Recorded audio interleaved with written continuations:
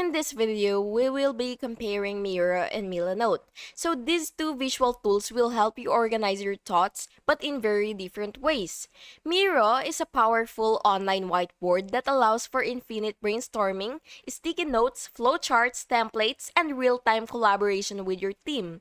Milanote is a visual notebook and great for mood boards, inspiration boards, and organizing creative projects in a more aesthetic, magazine-style layout.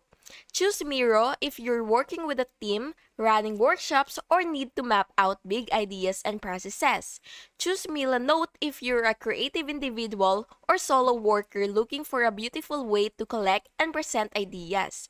Miro is more structured and versatile, while Milanote is more visual and expressive. And that's basically it. If you found this video helpful, please make sure to like and subscribe for more videos like this. Thank you so much for watching. Have a good day.